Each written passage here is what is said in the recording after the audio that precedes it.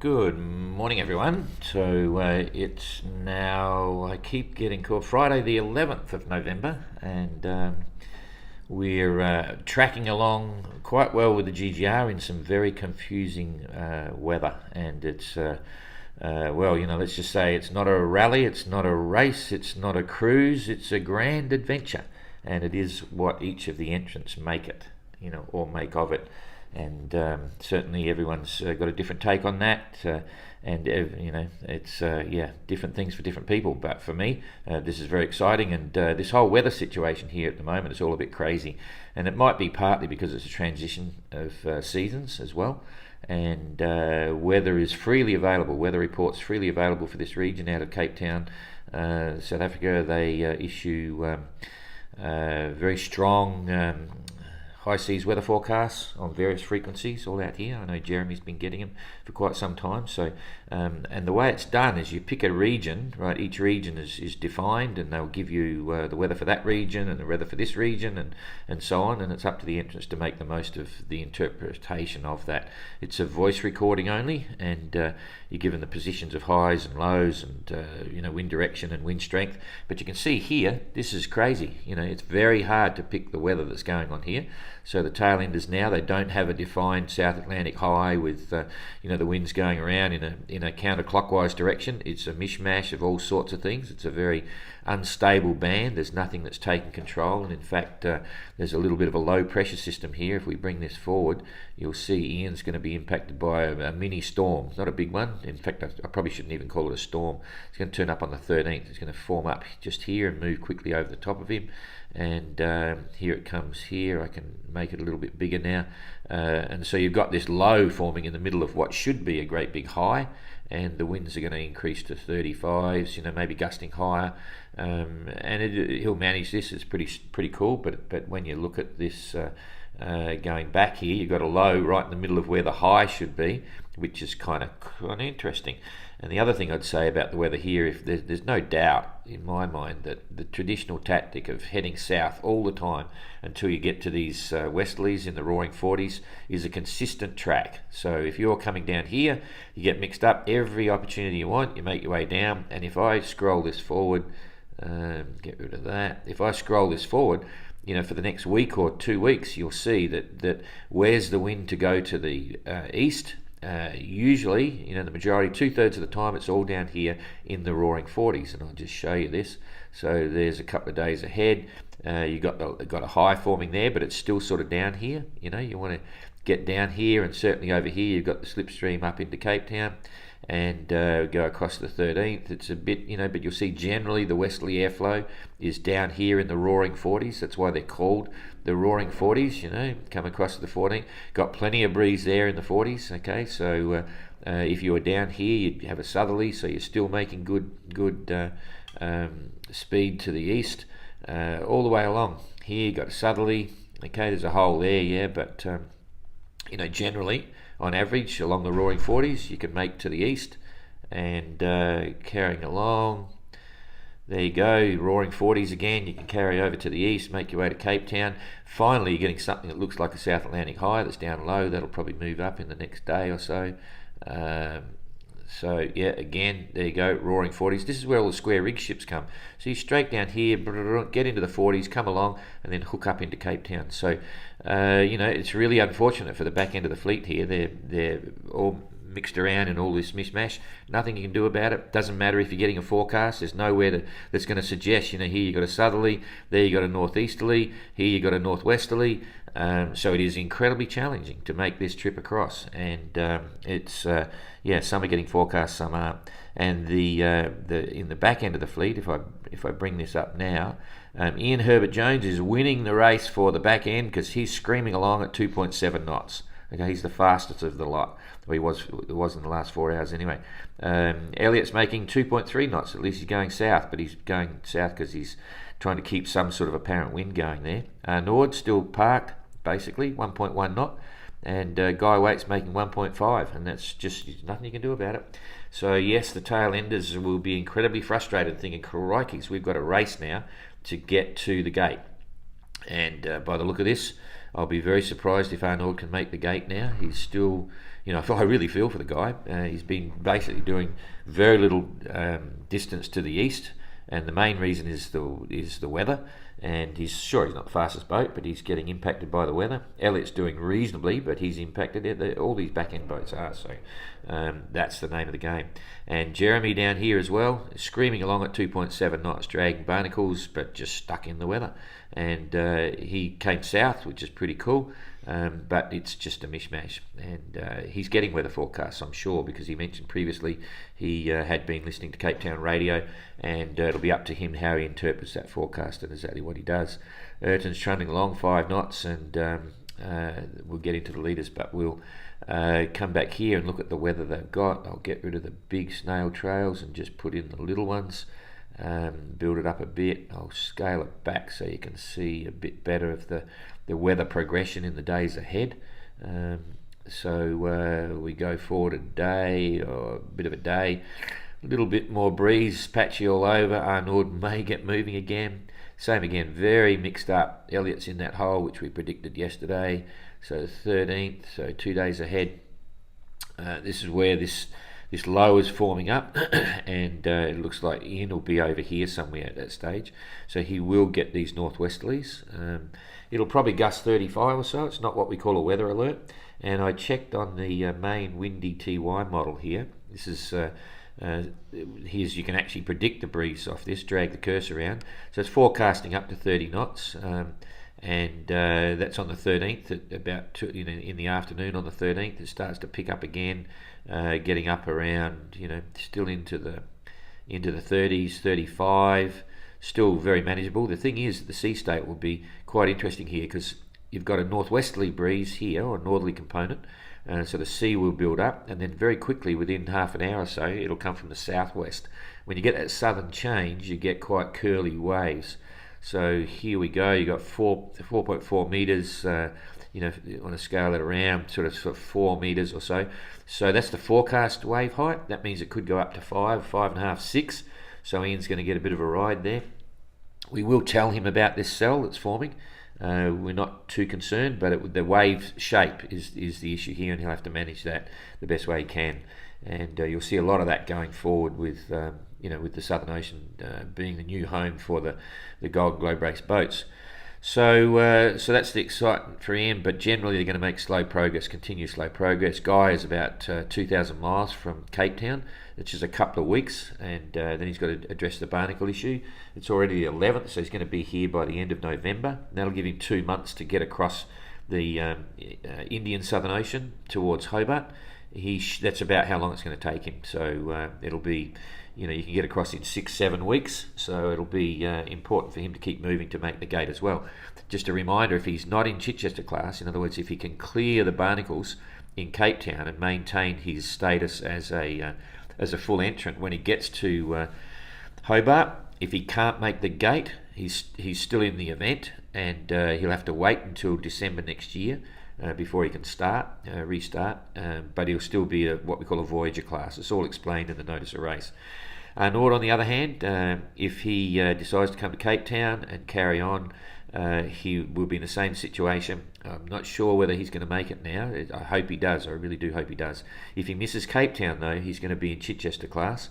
And if he arrives in Hobart as a Chichester class and misses the gate, he's out of the event. So there's some big decisions there, and it'd be depressing and challenging for all of them. But that's the nature of what the GGR is. And it'll never change.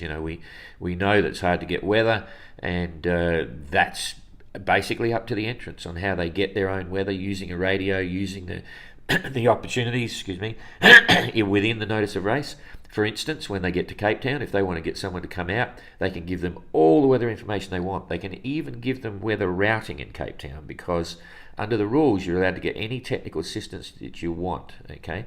And that's a very interesting opportunity. Private skeds are okay. The only thing you can get with a private radio sked is the WMO red weather forecast. So, all very interesting stuff. So, feeling for the tail enders, but that's yacht racing, yacht cruising, yacht rallying, whatever you want to call it.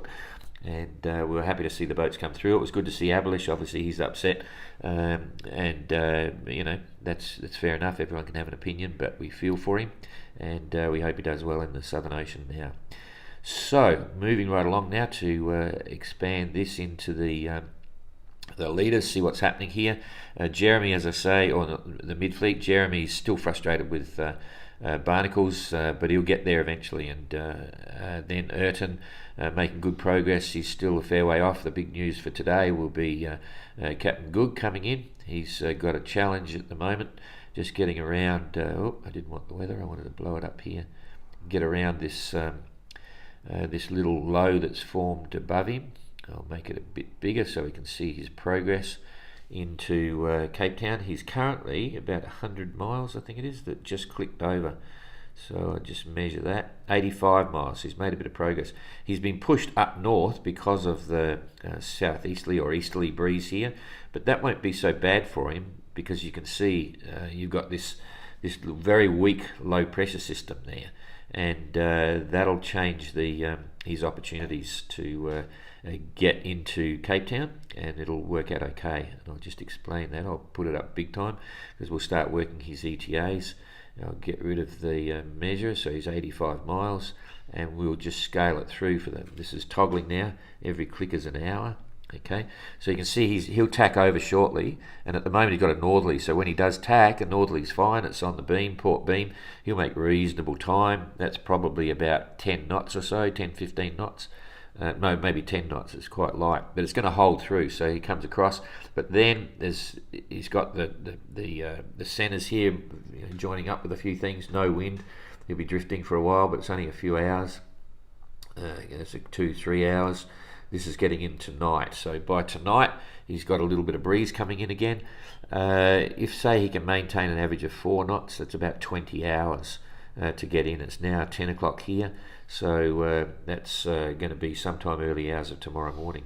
It's 14, yeah, but daybreak tomorrow morning, I think we should see Captain Good come in, and we'll monitor that and update as it goes. It starts to fill in here. This is 1 o'clock in the morning.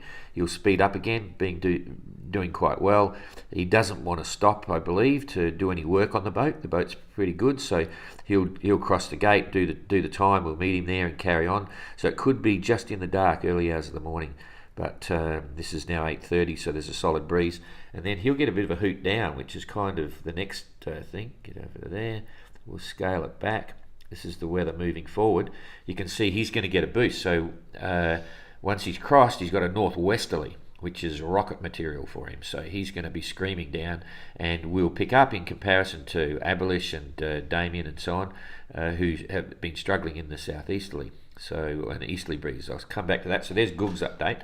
Now here, looking at Kirsten and excuse me, Damien and so on, and I'll go down one bigger one. Well, certainly for Abelish taking off, he's being pushed out to the west, not only by the breeze, but I was just looking at the currents here. There's if we come down to the currents. What do we got?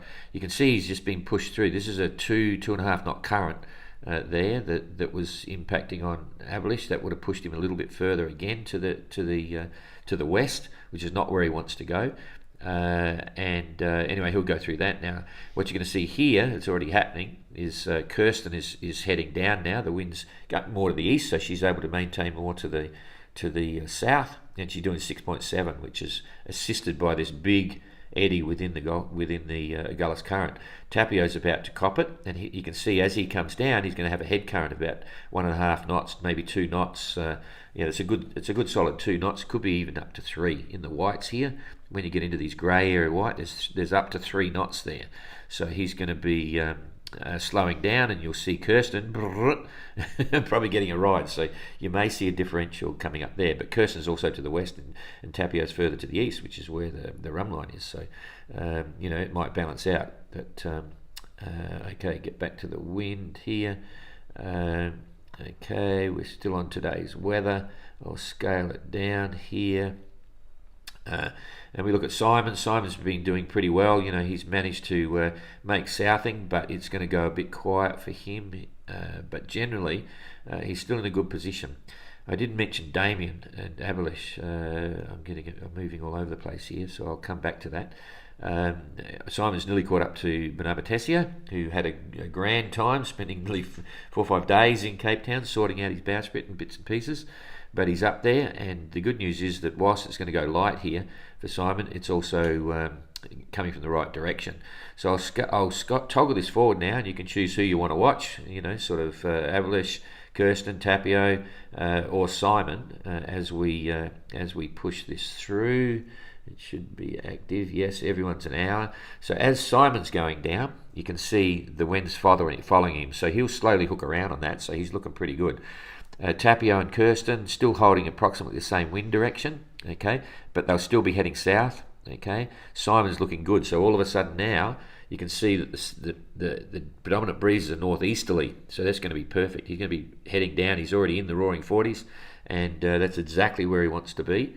And Tapio and Kirsten still heading down with this.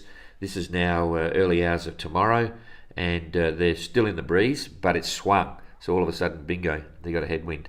And I think Kirsten will be getting close to being out of that current. It's not strong headwinds, but wind against the current, right? When Kirsten's current's going down this way, she's got a headwind that can really do funny things to the waves. But as I say, it's not strong wind, so that's fine. It'll just be part of the course. Simon's going to be pushing down in this. It's either on the beam, so he's still heading south, and then you get the big boost at the back of the fleet. So I'll go right the way forward now. I'll bounce this forward a bit just for the front end guys. There's a day or so, and very quickly now, so this is all at the 13th, so 2 days ahead.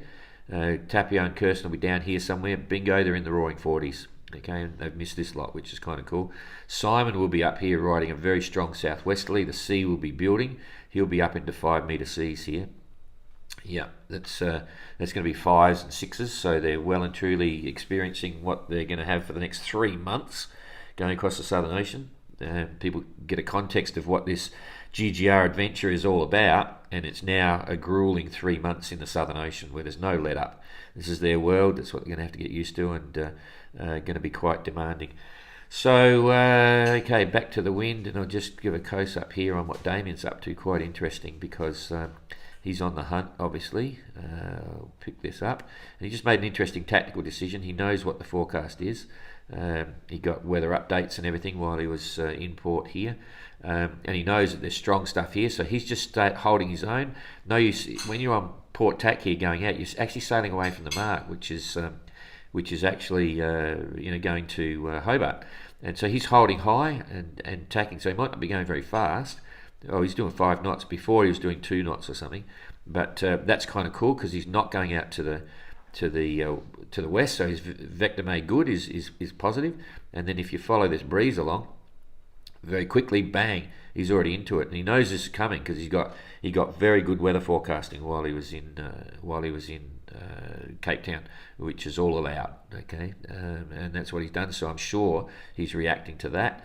And then he'll be on the big kick with this, the same as Captain Goog. This is perfect. He'll be able to rocket around here. He would have been given all the positions of the Agulhas current, which is allowed, right, and got all of that. And he'll know exactly where they are. He would have got the coordinates of that. All that information was free to any of the entrants here, and some of them, may have already got it. We don't look at what their friends and family are giving them and stuff. It's all legal under the notice of race. So there's opportunities available everywhere. Okay, so Damien's going to be in a very strong position because, once again, you may remember when he turned the corner at Trinidadi, he picked up a day and a half because all the other fleet had to go south, but Damien was able to cut the corner. Here I think he'll pick up because he knows what the weather's doing, and he's making the most of it, and he'll slowly make his way down in this sort of direction rather than having to go out there and back. So that's the nature of the event, and Abelish is doing quite well. He's still in front of Damien at the moment, but having a good ride hopefully, and we look forward to seeing Goog in the early hours of tomorrow morning. We'll keep you updated with